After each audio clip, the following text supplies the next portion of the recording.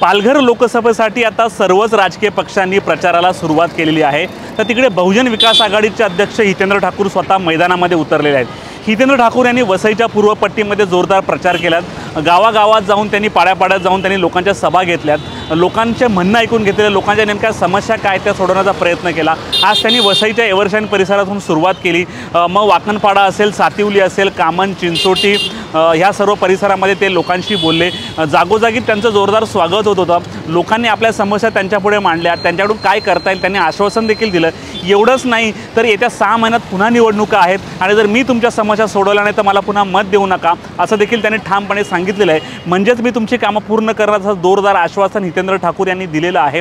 बीजेपीचे खासदार राजेंद्र गावित यांनी कुठल्याही प्रकारची कामं केली नाही, कुठलाही निधी आणला नाही। या खासदारांनी फक्त हाऊसमध्ये जाऊन फक्त हात वर केलेला आहे, एवढीच कामं यांची आहेत। आणि सर्वाधिक कामं ही तत्कालीन खासदार बळीराम जाधव यांनी केल्याचं त्यांनी सांगितलेलं आहे।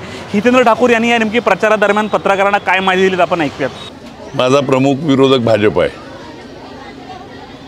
आणि जे हा प्रचार करतात का त्यांना अरे मी भाजपाच्या विरोधात लढतोय, दुसऱ्या पक्षाचं आव्हान आहे काय त्यांच्याकडे? भाजपकडे पण काय आहे? एक आमदार आहे का? 3 आमदार आहेत तिकडे बहुजन, एक कम्युनिस्ट आहे, एक राष्ट्रवादीचा आहे।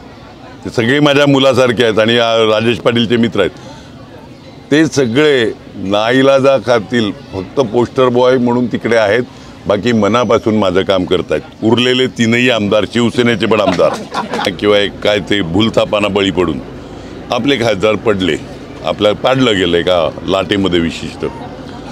पण आता लोकांना लक्षात आलेलं आहे ती लाट राहिली नाही आणि 10 वर्षातल्या खासदारांनी एक नवा पैसा दिला असेल तर तुम्ही चौकशी करून बघा। बळीराम जाधवनी उपनगरीय सेवा जी विरारपर्यंत लोकल होती ती डहाणूपर्यंत नेऊन ठेवली।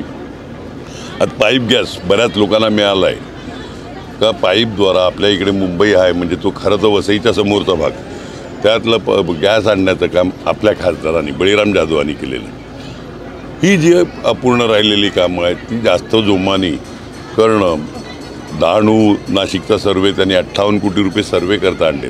काय केलं गेल्या 10 वर्षात खासदारांनी? काहीच नाही केलं। दिल्लीला बोटं वर करणं हे खासदाराचं काम नसते। तुम्ही पक्षाचे सत्तारूढ होते, काय काम केलं याचा जबाब लोकांना द्या, कळलं?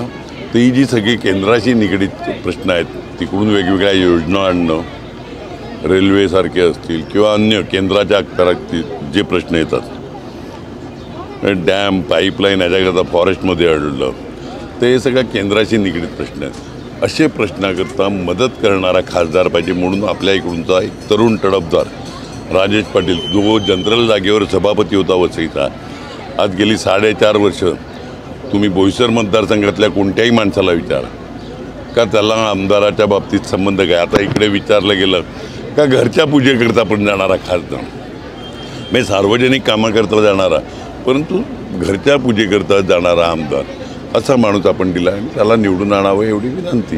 2 तगडे पक्ष आपापसात लढतात दुसऱ्या आणि तिसऱ्या नंबर करता। आम्ही 1 नंबरला आहेत। वसई तालुक्यात आपलं पालघर जिल्ह्यामध्ये तगडे फक्त बहुजन आहेत। 3 आमदार, जिल्हा परिषदचा सभापती, 115 पैकी 109 नगरसेवक, असंख्य ग्रामपंचायती, सरपंच, ग्रामपंचायतीचे सदस्य, हे 1 नंबरला बहुजन विकास आघाडी आहे। त्याच्यामुळे पालघर करता आम्हाला चॅलेंज कोणाची नाही, आम्ही 1 नंबरला आहे।